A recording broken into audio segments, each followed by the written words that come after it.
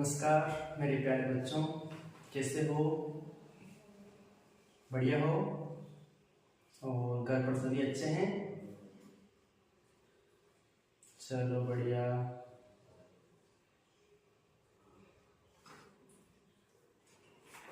पिछले सेशन में हमने जिक्र किया था कि हम क्षेत्रमिति के सूत्र पढ़ेंगे। जितने भी सूत्र है क्षेत्रमिति के क्लास 10 के 12वें चैप्टर में जितने भी सूत्र हैं, 10वें चैप्टर में तो वृत्त के बारे में बताया गया है, 12वें में त्रिज्यखंड, 11वें में त्रिज्यखंड, वृत्तखंड, इनके बारे में बताया गया है।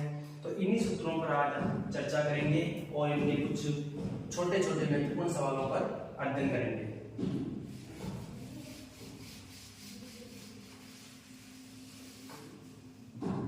तो आज डेट हो गई है 29 अक्टूबर 2024। 29 अक्टूबर 2024।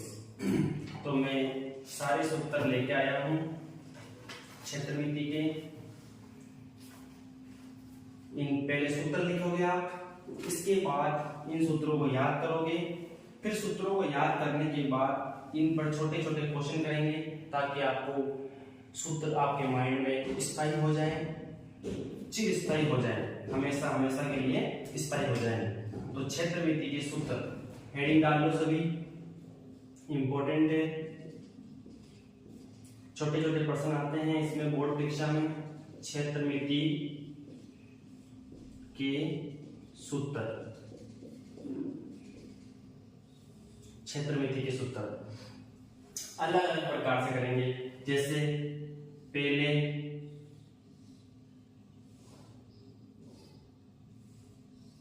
घनाभ,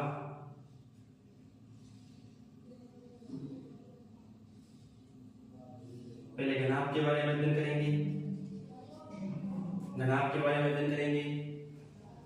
फिर जब घनाभ की चारों भुजाएं, यानी चारों ये और चारों ये, यानी 8 के 8 किनारे बराबर हो जाएं तो वो हो जाएगा घन, घन हो जाएगा। जिस चीज को आप बाहर ला सकते हो, देख सकते हो, जिस चीज को आप बाहर लाके देख सकते हो, 3D में बनती है ये चीजें, 2D पर संभव नहीं है, 3D में बनती है ये आकृति, 3D आकृति है। मतलब जैसे ये आपको एक सतह दिख रही है, इधर वाली सतह, उस तरफ वाली सतह, एक इधर वाली सतह, इधर वाली सतह, नीचे वाली सतह, ऊपर वाली सतह, तो कुल 2 तो 4 तो 6 सतह दिख रही है आपको। कितनी सतह दिख रही है? 6 सतह दिख रही है, यानी 6 फलक दिख रहे हैं आपको इसके, 6 फलक। एक तो ये वाला फलक ऊपर वाला, एक, फिर नीचे वाला 2, इधर वाला 3, उधर वाला 4, फिर इस तरफ वाला ये वाला 5, फिर पीछे वाला ये वाला 6। तो 6 सतह दिख रही है, 6 सतह हैं। किनारे देखो 1 2 3 4, फिर नीचे 1 2 3 4, 4 और 4 8, फिर 9 10 11 और 12 किनारे हैं। किनारे कितने हैं? 12 किनारे हैं। फलक कितनी है? 6 फलक हैं। और कोने कितने हैं? 3 4 5 6 7 8, जिसे शीर्ष भी कहते हैं। शीर्ष या कोने कितने हैं? 8 है। तो इसमें एक थ्योरम लगती है, कौन सी? आयलर प्रमेय। कौन सी? आयलर प्रमेय। उसमें क्या होता है? n - e + f = 2 आ जाना चाहिए। 8वीं क्लास में आती है n - e + f = 2। n का मतलब कितने अपने पास इसमें, जैसे यहां पर रखो 12 n, कितने शीर्ष हैं? 8 - एजेज 12 प्लस कितने? 6 फलक। अब देखो इनको जोड़ो, 8 और 6 14, 14 - 12 कितना आ जाएंगे? 2 आ जाएंगे। n का मतलब शीर्ष, e का मतलब एज किनारे, f का मतलब फलक। ठीक है, आइलर प्रमेय इस प्रकार से होता है n minus E plus F equal to 2 होता है। तो 8 माइनस 12 प्लस 6 बराबर 2 आ जाएगा। 8 और 14, 14 माइनस 12 बराबर 2 आ जाएगा। इस प्रकार से हम इन आकृतियों का पहले घनाभ का, फिर घन का, फिर गोला, अर्धगोला, शंकु, बेलन, इन सभी आकृतियों के बारे में चर्चा करेंगे। तो देखो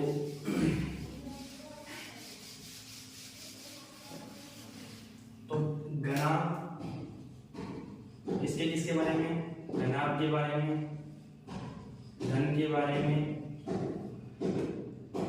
गोले के बारे में, गोला, अर्धगोला,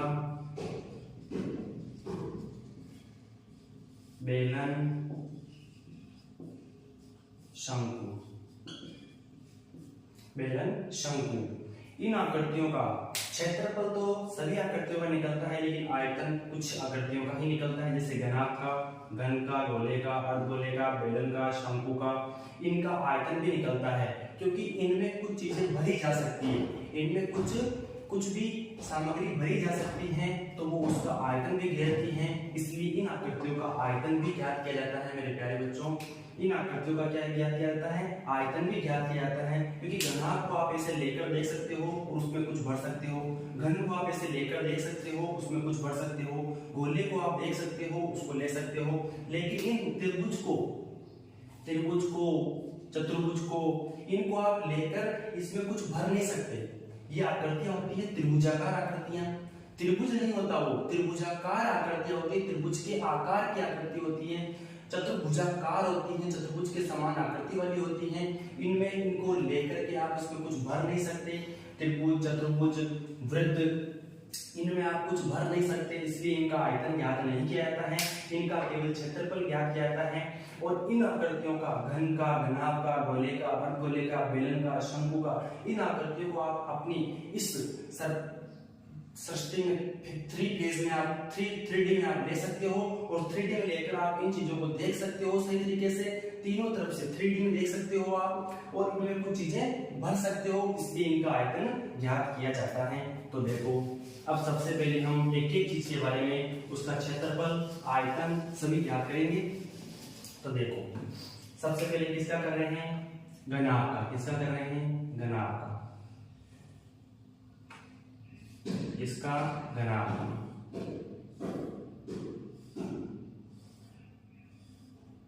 लंबाई, चौड़ाई और ये ऊंचाई।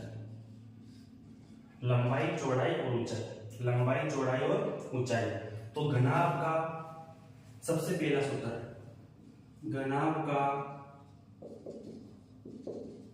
संपूर्ण पृष्ठीय क्षेत्रफल।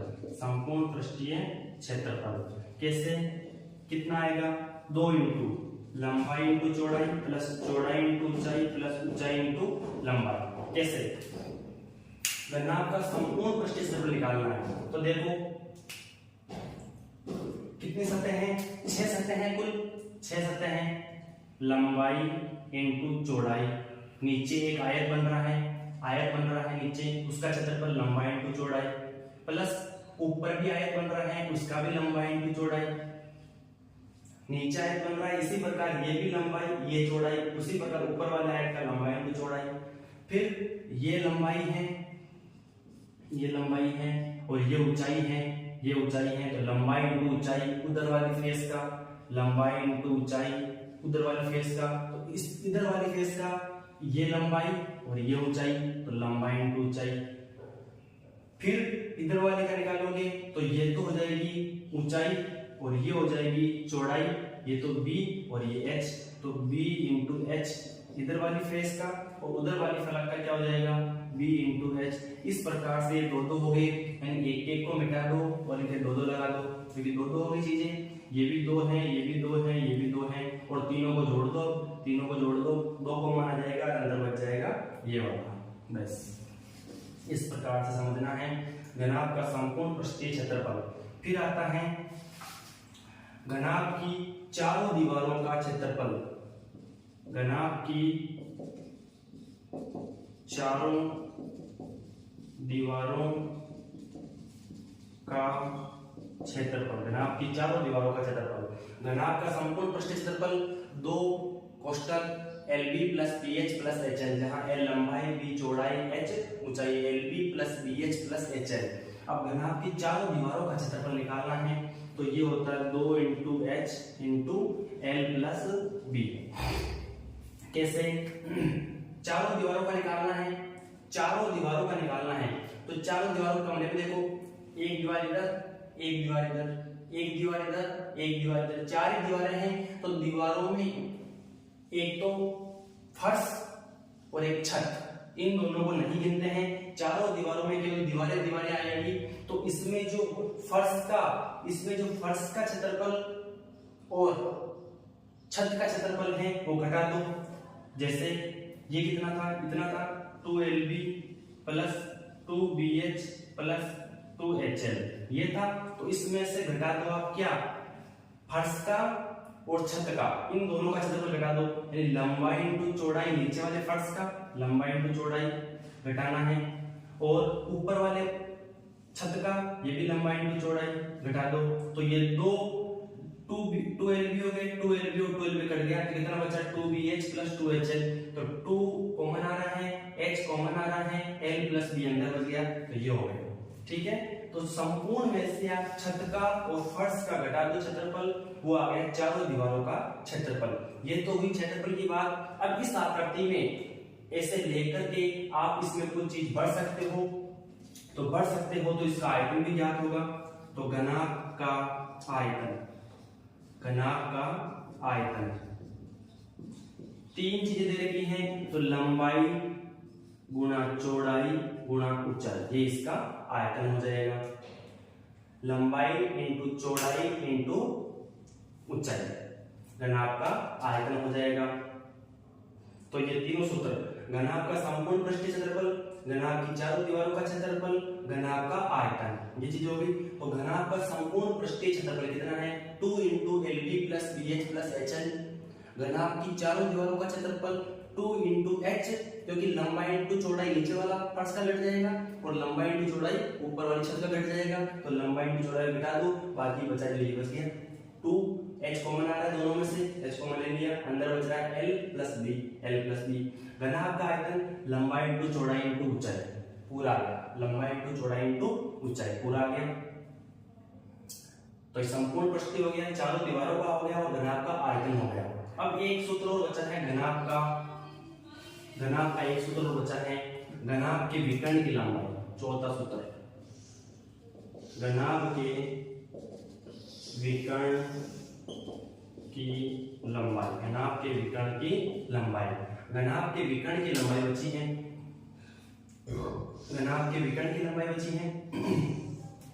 तो कैसे घनाभ के विकर्ण की लंबाई निकालोगे, तो इसमें आपको 3D में आपको इमेज करना पड़ेगा, खुद को 3D में इमेज करना पड़ेगा। कैसे देखो, सबसे पहले मैं, क्योंकि यहाँ पर हर दीवारों के बीच में, प्रत्येक 2 दीवारों के बीच में 90 डिग्री का कोण होता है, तो प्रत्येक 2 दीवारों के बीच में 90 डिग्री कोण होता है, तो यहाँ पाइथागोरस प्रमेय लग जाएगी। यहाँ L और B दे रखा है, अपने को विकर्ण निकालना है। विकर्ण का मतलब होता है उस ऊपर वाले कोने से लेकर नीचे वाले कोने तक, इस ऊपर वाले कोने से लेकर नीचे वाले कोने से लेकर ऊपर वाले कोने तक, या फिर इस ऊपर वाले कोने से लेकर नीचे वाले कोने तक अपने को ये निकालना है। तो ये निकालना है अपने को, ये निकालना है पूरा। उसके लिए अपने को ये वाली चाहिए, नीचे वाली चाहिए, ये वाली चाहिए। इस वाले की जरूरत तब पड़ेगी क्योंकि यहाँ पर ये कोण 90 डिग्री होगा। 3D में इमेज करना पड़ेगा, प्रत्येक 2 दीवारों के बीच में, 2 किनारों के बीच में 90 डिग्री कोण होता है। तो ये L है और ये B है, तो ये कर्ण हो गया L square plus B square हो गया, इसका अंडर हो गया, इसका मान, इस कर्ण का मान कितना हो गया L square plus B square हो गया, L square plus B square हो गया। अब इस कर्ण का मान आ गया, फिर ये दे रखा है एक और यहाँ पर और यहाँ पर, ये 90 डिग्री कोण है, तो ये और ये, इससे ये कर्ण निकल जाएगा, ये कर्ण निकल जाएगा। कैसे? इसका स्क्वायर प्लस इसका स्क्वायर का अंडर, तो ये K1 मान लो, इसको K1 आ जाएगा। इसका स्क्वायर यानी K का स्क्वायर प्लस एच का स्क्वायर का अंडर कर दो। अब के का स्क्वायर कितना होगा, k1 बराबर के का स्क्वायर का मतलब, के का स्क्वायर का मतलब है इस वर्गमूल को आप इधर लेके आ जाओ, ये हो जाएगा। तो अंदर बच जाएगा L square plus B square plus H square, ये बच जाएगा L square plus B square plus H square. और यही अपने विकर्ण की लंबाई है, घनाभ के विकर्ण की लंबाई है। और सबसे बड़ी कितनी भी लंबाई वाली चीज हो वो घनाभ में और घन में विकर्ण ही होता है। सबसे बड़ी लंबाई विकर्ण की होती है। इसका मतलब उसमें कितनी बड़ी लंबाई की लकड़ी आ सकती है, कितनी बड़ी चीज आ सकती है, तो इसका मतलब वो विकर्ण की लंबाई पूछ रहा है। जितनी बड़ी चीज आ सकती है वो विकर्ण ही होता है। तो विकर्ण का मान आ गया अपने पास अंडर रूट लंबाई का स्क्वायर प्लस चौड़ाई का स्क्वायर प्लस ऊंचाई का स्क्वायर, लंबाई का स्क्वायर प्लस चौड़ाई का स्क्वायर प्लस ऊंचाई का स्क्वायर।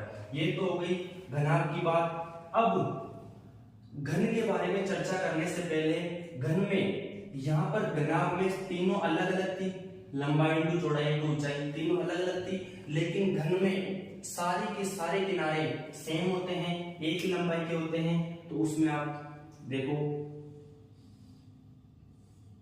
ये घन है, सभी के सभी 8 के 12 किनारे, 12 किनारों की लंबाई समान है। जैसे ये भुजा है कोई, तो उतनी ही लंबाई की ये भुजा है, उतनी ही लंबाई की ये भुजा है। सभी भुजाएं समान लंबाई की है, सभी भुजाएं समान लंबाई की हैं। इसका मतलब जहां जहां पर इसमें L है, B है, H है, उन तीनों को समान रख दो। चाहे L रख दो, चाहे जैसे L को A रखोगे तो B को भी A रखोगे और H को भी A रखोगे। A मतलब भुजा ले ली, कोई भुजा ले ली, ये भुजा है, ये भी भुजा है, तीनों को सेम रखोगे। तीनों को सेम रखते ही इनके जितने चारों के चारों सूत्र हैं, 4 सूत्र हैं, उसमें सभी में सेम टू सेम भुजा भुजा भुजा रखनी है। तीनों की जगह L की जगह भुजा, B की जगह भुजा, C और H की जगह भी भुजा रख दोगे तो आपके घन के सूत्र बन जाएंगे। अब देखो घन के सूत्र देखो, घन के सूत्र देख लो। 5वां सूत्र घन का संपूर्ण पृष्ठीय क्षेत्रफल, संपूर्ण पृष्ठीय क्षेत्रफल, घन का संपूर्ण पृष्ठीय क्षेत्रफल कितना होगा? ये होता है 6 इंटू भुजा स्क्वायर। 6 इंटू भुजा स्क्वायर कैसे? घनाभ का होता है 2 into L B plus B H plus H L. सभी में सेम सेम रख दो, इसकी जगह ए रख दो, इसकी जगह ए रख दो। ए गुणा ए, ए गुणा ए, ए गुणा ए, ठीक है। 2 ए स्क्वायर प्लस ए स्क्वायर प्लस ए स्क्वायर, तो ये हो गया ए स्क्वायर ए स्क्वायर ए स्क्वायर 3 ए स्क्वायर। तो 2 इंटू 3 ए स्क्वायर यानी 6 ए स्क्वायर, ए का मतलब भुजा, तो 6 इंटू भुजा स्क्वायर। आपको केवल घनाभ का याद करने की आवश्यकता है, घन का स्वतः ही निकल जाएगा। आप घनाभ में सभी जगह भुजा भुजा भुजा रख दोगे, एल बी एच तीनों की जगह, तो आपका घन का निकल जाएगा। इस प्रकार से घन का संपूर्ण पृष्ठीय क्षेत्रफल। फिर छठा आता है घन का आयतन। घन का आयतन ये होता है भुजा क्यूब, भुजा क्यूब हो जाएगा, क्योंकि उसमें घनाभ का आयतन आता है लंबाई इंटू चौड़ाई इंटू ऊंचाई। तो यहाँ पर भी भुजा, यहाँ पर भी भुजा, यहाँ पर भी भुजा, भुजा 3 बार गुणा हो गई तो भुजा का क्यूब आ गया। फिर 7वां आता है घन के विकर्ण की लंबाई। घन के विकर्ण की लंबाई, घन के विकर्ण की लंबाई कितनी आ जाएगी? उसमें था under root L square plus B square plus H square था, तो सभी में भुजा रख दो, भुजा का स्क्वायर प्लस भुजा का स्क्वायर प्लस भुजा का स्क्वायर, तो ये हो गया √3 और भुजा का स्क्वायर से भुजा बाहर आ गई तो भुजा √3 भुजा। ये घन के विकर्ण की लंबाई है √3 भुजा। घन का संपूर्ण पृष्ठीय क्षेत्रफल, सूत्र कंठस्थ याद होने चाहिए, इसी से अपने पास क्वेश्चन हल होंगे। घन का संपूर्ण पृष्ठीय क्षेत्रफल 6 इंटू भुजा स्क्वायर, घन का आयतन भुजा क्यूब, घन के विकर्ण की लंबाई √3 गुना भुजा। √3 रूट में है और भुजा इसके बाहर है, ध्यान रखना, इसके ऊपर रूट नहीं लगाना है। ये बाहर आ गई क्योंकि भुजा स्क्वायर था अंदर, भुजा स्क्वायर से भुजा बाहर आ गई, क्योंकि वर्गमूल से बाहर रहने के लिए 2 में से एक चीज बाहर आती है, तो आप भुजा स्क्वायर में से भुजा बाहर आ गई और 3 अंदर ऐसा ही था। 3 का वर्गमूल नहीं निकलता, परफेक्ट प्राकृत संख्या नहीं होती कोई सी भी, इसलिए आप 3 को अंदर रहने दोगे। तो घन के 3 सूत्र हो गए, घनाभ के तीनों सूत्रों से ही ये निकल गए हैं, इन्हीं से डेरिवेशन हुआ है इनका। तो ये कर लो, घन का हो गया।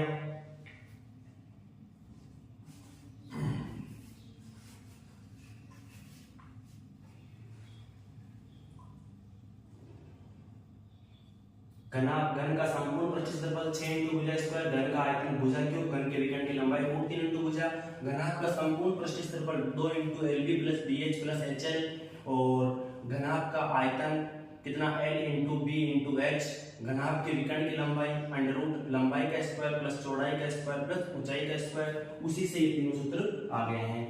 आई होप आपने कर लिया होगा ये, क्योंकि घनाभ की जब सभी की सभी भुजाएं बराबर हो जाती हैं तो वो घन बन जाता है।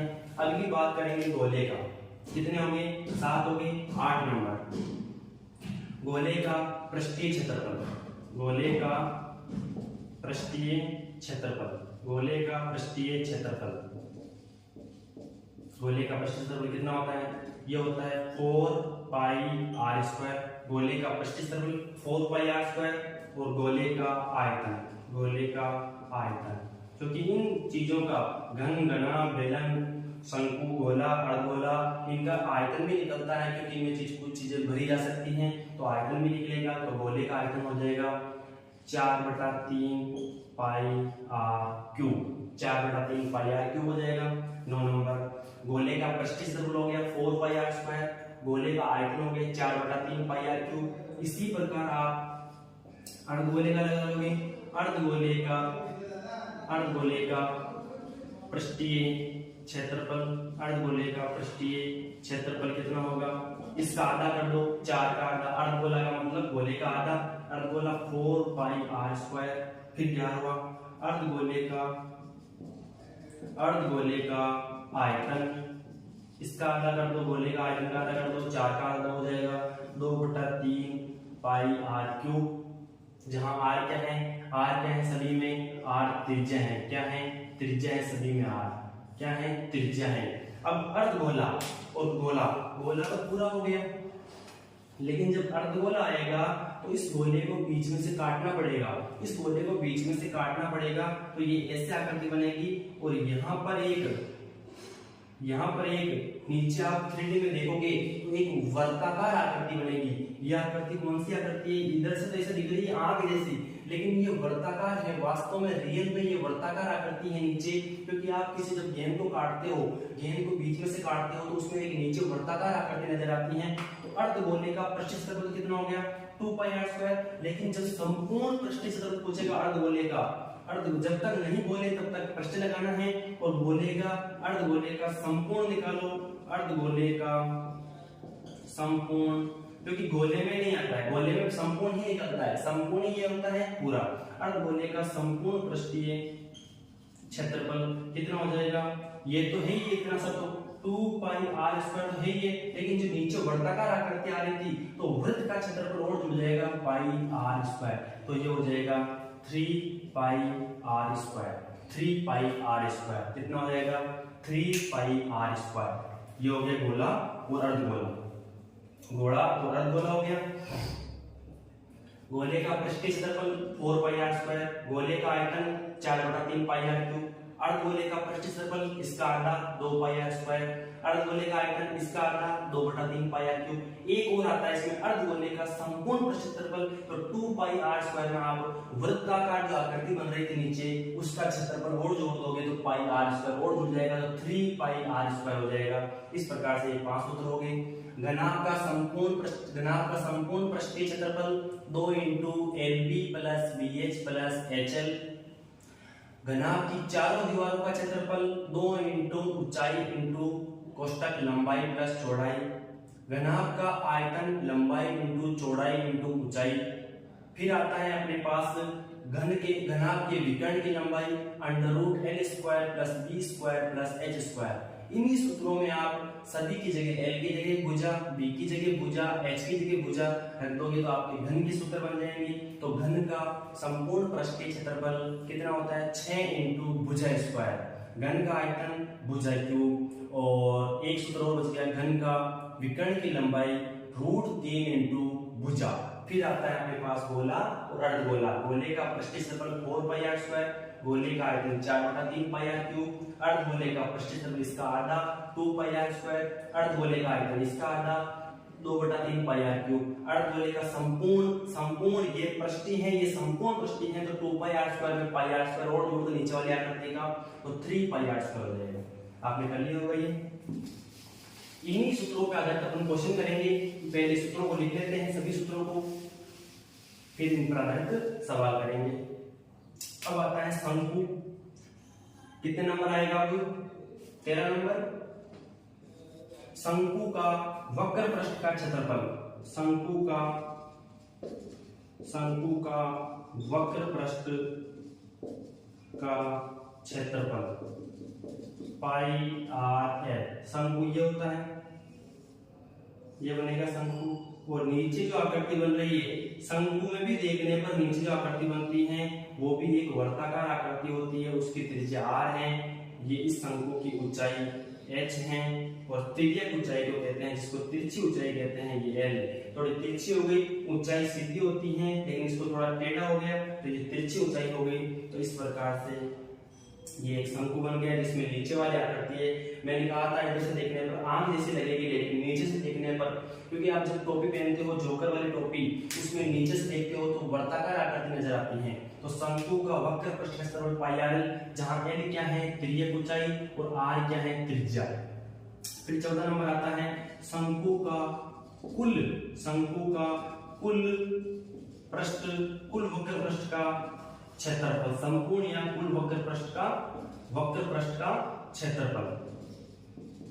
तो पाई आर एल तो है ही है, पाई आर एल तो है ही है, प्लस उसमें नीचे जो वर्ताकार आकृति बन रही थी उसका पाई आर स्क्वायर और जोड़ रहे हैं। अर्धगोले भी ऐसे ही किया था, उसका क्षेत्रफल था 2 पाई आर स्क्वायर, उसमें क्या जोड़ रहे थे, नीचे जो वर्ताकार आकृति बन रही थी उसका क्षेत्रफल जोड़ रहे थे पाई आर स्क्वायर। इसी प्रकार यहाँ पर भी शंकु में वक्र पृष्ठ का तो है ही है पाई आर एल, प्लस इसमें जो नीचे वर्ताकार आकृति बन रही है उसका जोड़ेंगे पाई आर स्क्वायर। कितना? Pi are square. तो आप देखेंगे। फिर आता है 15वां शंकु का आयतन कितना हो जाएगा? 1/3 पाई आर स्क्वायर एच। ये शंकु की त्रिज्या, ये शंकु की सीधी ऊंचाई, और यहाँ पर जो काम आ रही थी वो तिर्यक ऊंचाई है। फिर 16वां हो जाएगा शंकु की तिर्यक ऊंचाई, शंकु की तिर्यक या तिरछी ऊंचाई जिसको कहते हैं, तिर्यक या तिरछी ऊंचाई, जिससे किसे लिखते हैं?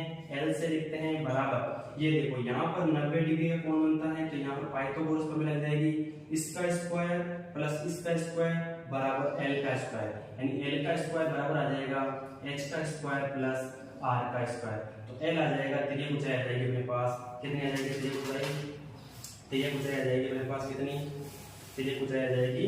L बराबर √h square plus r square, L square plus h square plus r square का अंडर या वर्गमूल। तो ये तिर्यक ऊंचाई है, इसमें 4 सूत्र काम आएंगे। शंकु का वक्र पृष्ठ का क्षेत्रफल पाई आर एल, शंकु का कुल वक्र पृष्ठ का क्षेत्रफल pi r l plus pi are square, शंकु का आयतन 1/3 पाई आर स्क्वायर h, शंकु की तिर्यक ऊंचाई L बराबर √h square plus r square. तो अपने पास घनाभ हो गया, घन हो गया, गोला हो गया, अर्धगोला हो गया, शंकु हो गया। वापस एक बार सूत्रों को याद कर लेते हैं क्रम वाइज। घनाभ का संपूर्ण पृष्ठीय क्षेत्रफल 2 × LB + BH + HL। घनाभ का चारों दीवारों का क्षेत्रफल 2 × उसमें से लंबाई × चौड़ाई घटा दो बस, तो 2 × H × कोष्टक L + B। घनाभ का आयतन लंबाई × चौड़ाई × ऊंचाई, घनाभ के विकर्ण की लंबाई √L square plus B square plus H square. इन्हीं सूत्रों में आप सभी की जगह लंबाई चौड़ाई ऊंचाई की जगह भुजा रख दोगे तो आप क्या आ जाएगा? घन का आ जाएगा सूत्र। तो घन का संपूर्ण पृष्ठीय क्षेत्रफल 6 × भुजा स्क्वायर, घन का आयतन भुजा क्यूब, घन के विकर्ण की लंबाई √3 × भुजा। फिर आता है गोले का पृष्ठीय क्षेत्रफल 4 पाई आर स्क्वायर, गोले का आयतन 4/3 यानी 4/3 पाई आर क्यूब। अर्धगोले का क्षेत्रफल कितना? अर्धगोले का 2 पाई आर स्क्वायर, अर्धगोले का आयतन 2/3 पाई आर क्यूब, फिर अर्धगोले का संपूर्ण पृष्ठ क्षेत्रफल कितना आएगा 2 pi are square plus pi are square यानी 3 पाई आर स्क्वायर। फिर आएगा शंकु का वक्र पृष्ठ क्षेत्रफल पाई आर एल, शंकु का कुल वक्र पृष्ठ क्षेत्रफल पाई आर एल में नीचे वाली जो वर्ताकार आकृति है उसका और जोड़ देंगे पाई आर स्क्वायर, तो pi r l plus pi are square. शंकु का आयतन 1/3 पाई आर स्क्वायर एच, शंकु की तिर्यक ऊंचाई एल बराबर √ H square plus R square. अब लास्ट बचा मेरे पास क्या, बेलन। क्या बचा है, बेलन बचा है।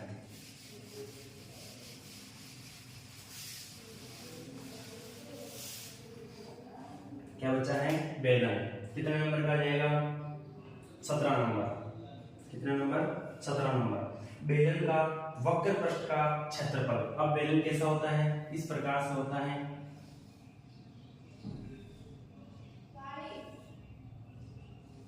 अब बेलन में देखो, यहाँ पर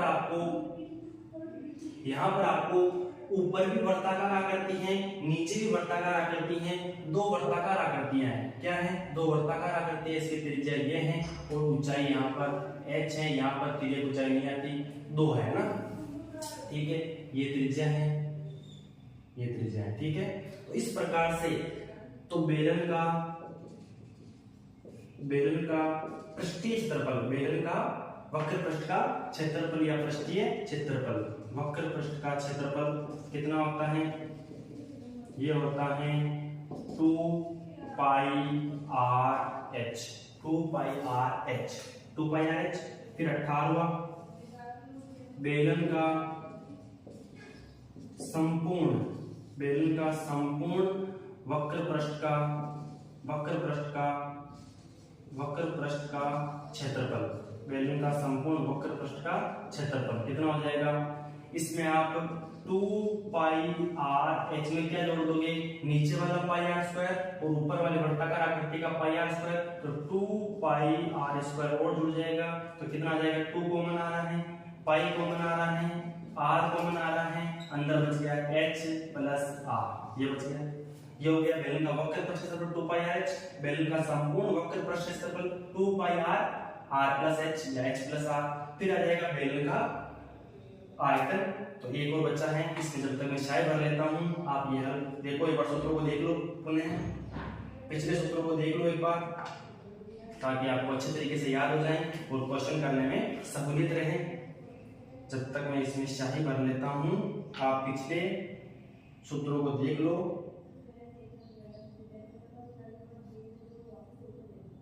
ताकि आपको प्रश्न करने में कोई दिक्कत ना आए, फटाफट आप उनके सूत्र लिख के आंसर दे सको।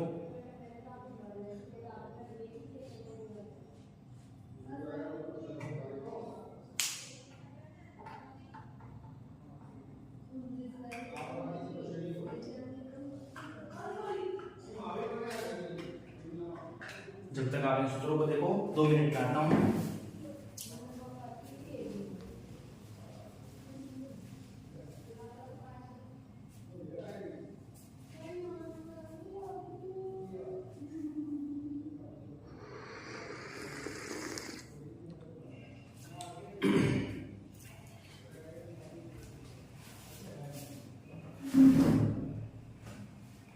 मॉर्निंग टाइम चल रहा है, इसलिए थोड़ी चाय कॉफी पी लेते हैं जब तक आप इन सूत्रों को देखो।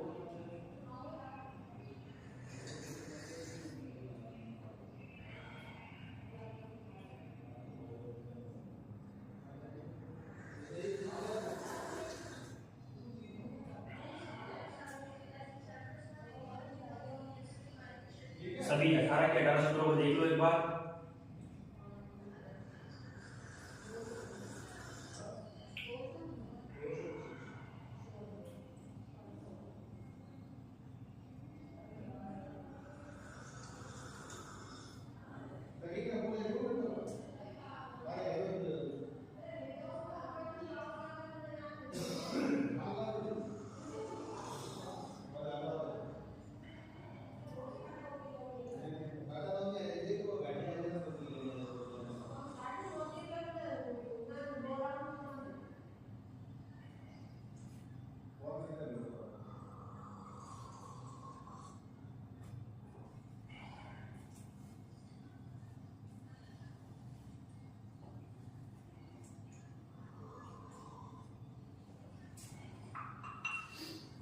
मैं आशा करता हूँ आपने जो सूत्र लिखा है उनको देखा होगा।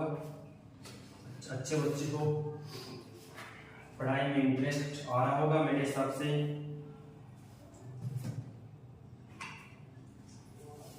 तो देखो अब आएगा बेलन का आयतन, क्योंकि बेलन में कुछ चीज भरी जा सकती है, तो जिसमें जो चीज भरी जा सकती है उसमें उसका आयतन आएगा। बेलन का आयतन, बेलन का आयतन, बेलन का आयतन हमेशा शंकु के आयतन का 3 गुना होता है। बेलन का आयतन शंकु के आयतन का 3 गुना होता है। कैसे बच्चों, देखो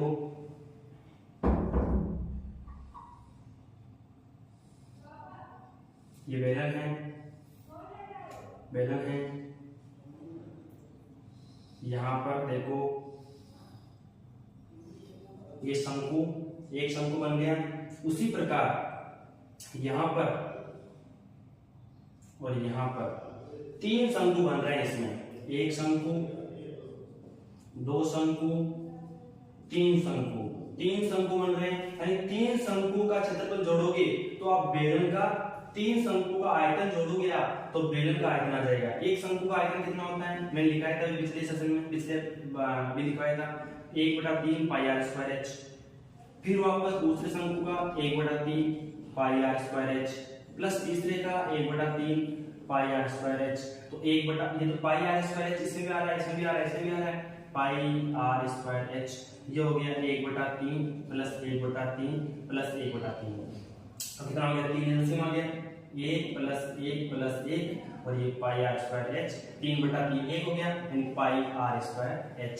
तो शंकु का आयतन, शंकु का आयतन का 3 गुना, मतलब शंकु के आयतन को 3 बार जोड़ो तब जाके बेलन का आयतन आ जाएगा। तो शंकु के आयतन में यहाँ पर 1/3 आता था, वो हट जाएगा बेलन के आयतन में, क्योंकि उसका 3 गुना है। 1/3 पाई आर स्क्वायर, शंकु के आयतन का 3 गुना है, तो इसका मतलब ये बच गया पाई आर स्क्वायर एच। तो ये आ गया मेरे पास बेलन का आयतन, बेलन का आयतन आ गया, बेलन का आयतन।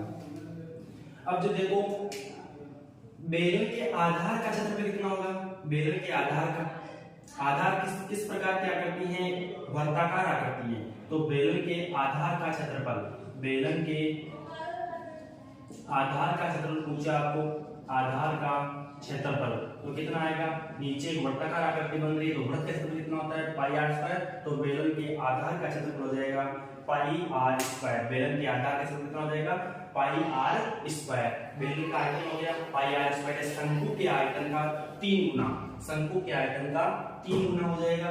बेलन का वक्र पृष्ठ क्षेत्रफल 2 पाई आर एच। बेलन का संपूर्ण करना है तो नीचे वाला पाई आर स्क्वायर प्लस ऊपर वाला पाई आर स्क्वायर वो जोड़ना है, 2 pi square, 2 pi square pi are square वो जोड़ना है, इसमें 2 पाई आर एच में जोड़ना है, 2 पाई आर एच में जोड़ना है। अब देखो, अब इन 20 सूत्रों को आप एक बार 1 मिनट में गहरी दृष्टि से फटाफट देख लो, ताकि हम इन पे आधारित कुछ सवाल हल करें, इन सूत्रों पर आधारित कुछ सवाल हल करें जो आपके परीक्षा की दृष्टि से काफी महत्वपूर्ण है।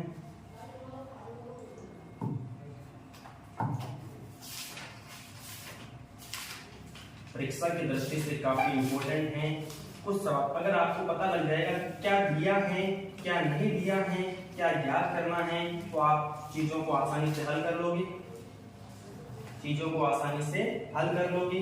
आपको बस केवल सूत्र याद होना चाहिए, महत्वपूर्ण सूत्र हैं, सूत्र के बिना कुछ नहीं है।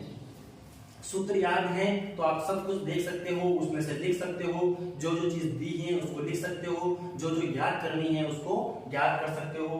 तो देखो अब पहला क्वेश्चन देखते हैं, पहला क्वेश्चन देखते हैं। मैं केवल आपके शॉर्ट जो मैंने ये दिखाया था, जैसे आर को त्रिज्या कहते हैं, एक बार देख लो कौन कौन सी चीज काम आई थी इसमें।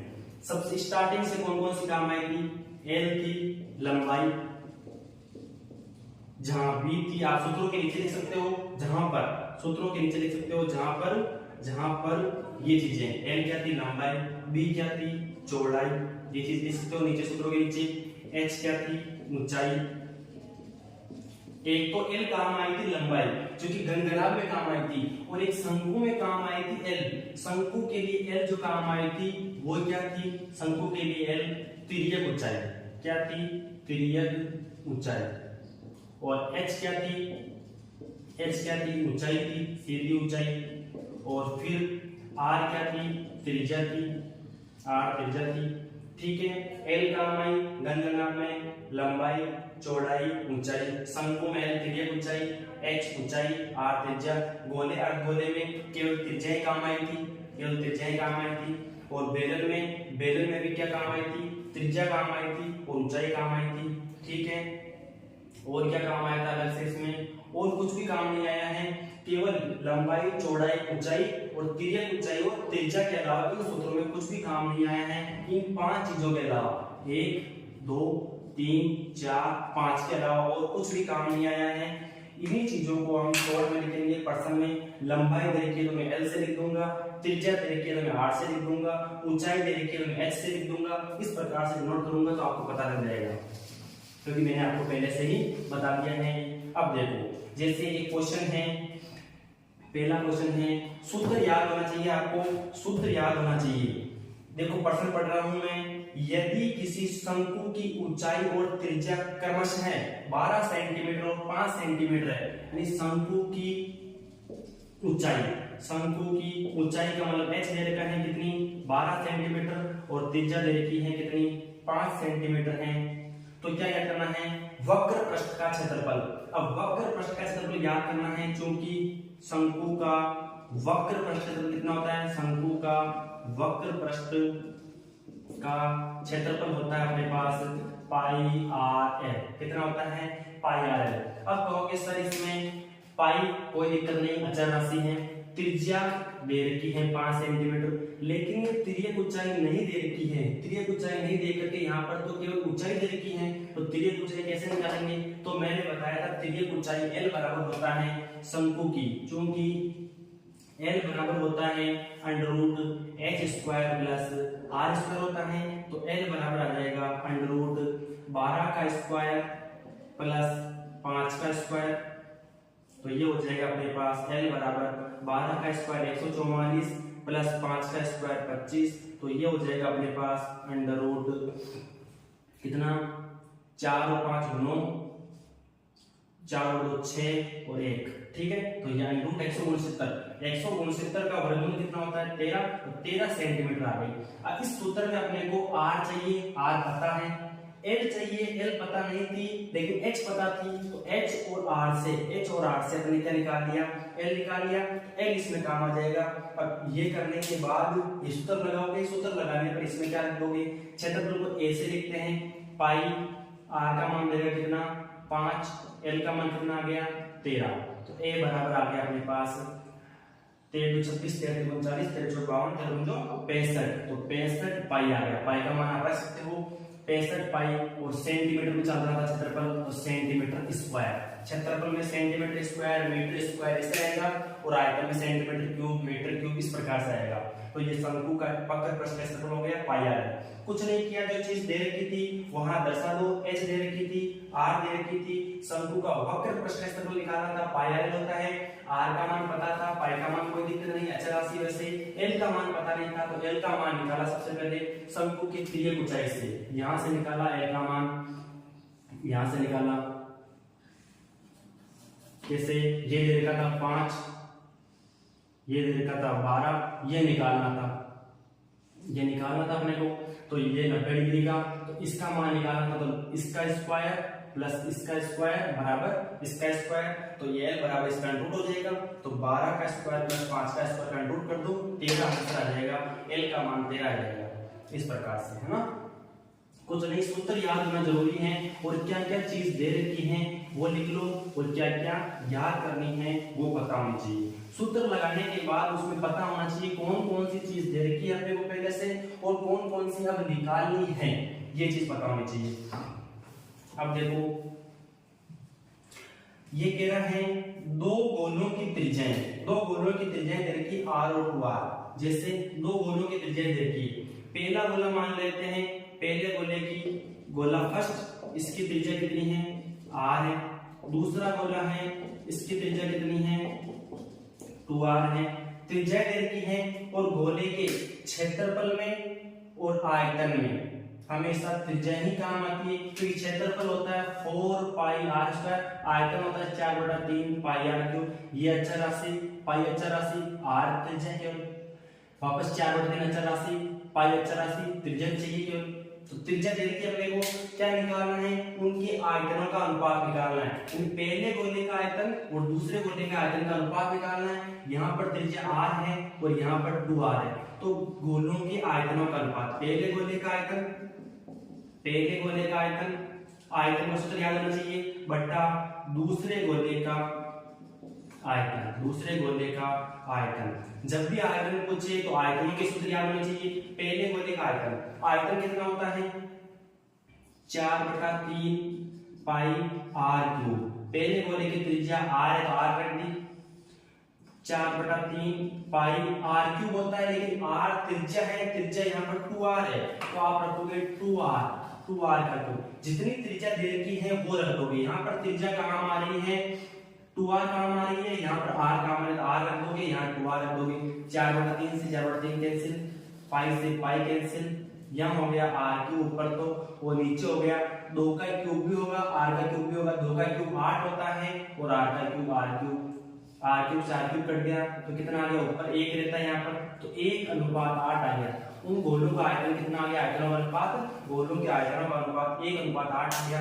किसी भी चीज का आपको आयतन का अनुपात पूछे तो जिस चीज के आयतनों का अनुपात पूछ रहा है उसका आयतन बटा नीचे वाले जिससे पूछ रहा है उसका आयतन, जो चीज कट रही काट दो, जो बच रही वो रहने दो, वैसे ऐसे आ जाएगी। 1:8 आ गया, आयतनों का अनुपात आ गया 1:8। ठीक है, तीसरा क्वेश्चन देखते हैं। गोले में, अर्ध गोले में, उनके क्षेत्रफल में, उनके आयतन में केवल त्रिज्या ही काम आती है, बाकी अचर राशि रहती है 4, 4/3 पाई, 2/3, 2, 3, ये सब अचर राशि रहती है, बाकी त्रिज्या ही काम आती है केवल। देखो 12 पाई, ये प्रश्न, तीसरा प्रश्न कह रहा है 12 पाई सेंटीमीटर क्यूब, यानी घन सेंटीमीटर आयतन वाले गोले की त्रिज्या कितनी होगी। अब गोले की त्रिज्या कितनी होगी, अगर उसका आयतन दे रखा है तो आयतन दे रखा है गोले का आयतन दे रखा है मेरे को कितना, 12 पाई सेंटीमीटर क्यूब दे रखा है, और पूछा क्या है मेरे से, त्रिज्या पूछी, क्या पूछी है, त्रिज्या r का मान पूछा है। आयतन दे रखा है, त्रिज्या पूछी है, तो आप केवल जो चीज दे रखी है उसको लिखो। गोले का आयतन कितना होता है हम जानते हैं, क्योंकि गोले का आयतन होता है 4/3 पाई आर क्यूब ये होता है, और गोले का आयतन कितना दे रखा है, ये रखो 12 पाई दे रखा है बराबर 4/3 पाई आर क्यूब। पाई से पाई कैंसिल, 4 एकम 4, 4 3 12, 3 को 3 से गुणा कर लो, कितना आ जाएगा 9 आ जाएगा, बराबर आर क्यूब आ गया। ठीक है, तो इसमें कितना आ जाएगा, तो r इधर है 9 इधर है, तो 3 का स्क्वायर लिख सकते हैं इसको, बराबर आर क्यूब है, बराबर आर क्यूब, 3 का स्क्वायर 9 का मतलब 3 का स्क्वायर बराबर आर क्यूब। अब ये घात 3 इधर आएगी तो बट्टा में जाएगी, तो r का मान कितना आ जाएगा, 3 की घात 2, और ये घात इधर आएगी 3, तो 3 की घात 2/3, ये आंसर आ जाएगा त्रिज्या का मान। त्रिज्या का मान 3 की घात 2/3 इसका आंसर आ जाएगा। एक बार चेक कर लेते हैं, कोई गलती तो नहीं हो गई, बिल्कुल सही है। r का मान आ गया 2 की घात 3 की घात 2/3। जो चीज दे रखी है आप लिख लो, जो ज्ञात करनी है उसके आगे चिन्ह लगा दो या ज्ञात करना लिख दो। और गोले का आयतन पता होता है कितना होता है, 4/3 पाई आर क्यूब होता है, और ये गोले का आयतन अपने पास एक दे रखा है और उसको बराबर कर दो। जो चीज आ रही है लास्ट में त्रिज्या ही आएगी, त्रिज्या निकल के आ जाएगी। इस प्रकार से सूत्र याद करना वेरी इंपॉर्टेंट, सूत्र याद करना बहुत महत्वपूर्ण है, क्योंकि सूत्र के बिना आप क्वेश्चन को आगे हल नहीं कर सकते। जब तक सूत्र याद नहीं होगा तब तक इसमें आप हल नहीं कर पाओगे। एक क्वेश्चन और देख लेते हैं, चौथा क्वेश्चन देख लेते हैं क्या कह रहे हैं। जैसे बढ़िया सा क्वेश्चन ले लेते हैं।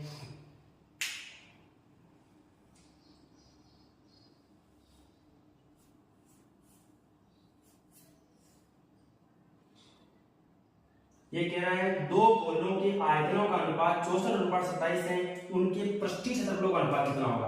दो गोलों के आयतनों का अनुपात दे रखा है, कितना दे रखा है आयतनों का अनुपात, यानी गोले आयतन गोले फर्स्ट का और आयतन गोले सेकंड का, इनका दे रखा है 64/27। ये दे रखा है पहले गोले का, दो गोलों को आयतन का अनुपात दे रखा है, गोले पहले का आयतन और गोले दूसरे का आयतन का अनुपात दे रखा है 64/27। तो उनके पृष्ठीय क्षेत्रफलों का अनुपात निकालना है। यानी पृष्ठीय क्षेत्रफल क्या होता है 4πr² बटा पहले गोले का 4πr² दूसरे गोले का, तो कितना 4π से 4π कट गया, मतलब r1 का स्क्वायर अपॉन r2 का स्क्वायर का मान निकालना है अपने को। क्षेत्रफलों का अनुपात दिया है 4π से 4π कट गया, इसका मतलब r1 का स्क्वायर अपॉन r2 का स्क्वायर निकालना है। तो पहले गोले का आयतन 4/3 पाई r1 का क्यूब 4/3 पाई r2 का क्यूब, दूसरे पहले गोले की त्रिज्या दूसरे गोले की त्रिज्या ये देखिए 64/27। तो अपने पास 4/3 कट गया, पाई से पाई कट गया, r1 का क्यूब अपॉन r2 का क्यूब बराबर 64/27। तो आप इस क्यूब को इधर ले आओ तो कितना आ जाएगा, r1 बराबर आ जाएगा r1/r2 बराबर क्यूब इधर आएगा, ये क्यूब इधर आएगा 64 की घात 1/3, ये क्यूब इधर आएगा 27 की घात 1/3। घात 1/3 का मतलब होता है उसका घनमूल कितना है, उसका घनमूल कितना है r1/r2 बराबर 64 का घनमूल होता है 4 और 27 का घनमूल होता है 3। तो r1/r2 आ गया अपने पास 4/3। त्रिज्याओं का अनुपात आ गया, त्रिज्याओं का अनुपात आने पर आसानी से हम उनके पृष्ठीय क्षेत्रफलों का अनुपात निकाल सकते हैं, क्योंकि उसमें त्रिज्या का स्क्वायर काम आ रहा है। तो इसको लिख सकते हो आप r1/r2 का होल स्क्वायर, r1/r2 दे रखा है 4/3 का होल स्क्वायर, 4/3 है तो उनके पृष्ठीय क्षेत्रफल बन जाएगा 16/9, 16/9 आ जाएगा। कितना आ जाएगा 16/9। ठीक है, तो उनके पृष्ठीय क्षेत्रफलों का अनुपात आ जाएगा 16:9 आ जाएगा। गोलों के आयतनों का अनुपात दे रखा था 64/27, उनके पृष्ठीय क्षेत्रफल का अनुपात पूछा, ये आ गया। माना कि अब उनके पृष्ठीय क्षेत्रफल का अनुपात देता और आयतन पूछ लेता तब भी हल कर सकते हैं, बस ये निकालना पड़ता। ये देता आपको r1 ये देता 16:9, उनके पृष्ठीय क्षेत्रफल का अनुपात और ये निकालना पड़ता। कुछ नहीं करना है, त्रिज्याओं का अनुपात निकालो, त्रिज्याओं का अनुपात निकालने के बाद आसानी से आप उनका पृष्ठीय क्षेत्रफल का अनुपात पूछे तो वो निकाल सकते हो, आयतन का अनुपात पूछे तो वो निकाल सकते हो। अगली क्लास में 5-10 क्वेश्चन और करेंगे इस बात। अभी यहाँ तक खत्म, यहीं तक फिनिश करते हैं इसको, अगली क्लास में करेंगे बाकी। ओके, आई होप आपने अच्छी तरीके से वीडियो को सुना होगा, पढ़ा होगा, ध्यान दिया होगा।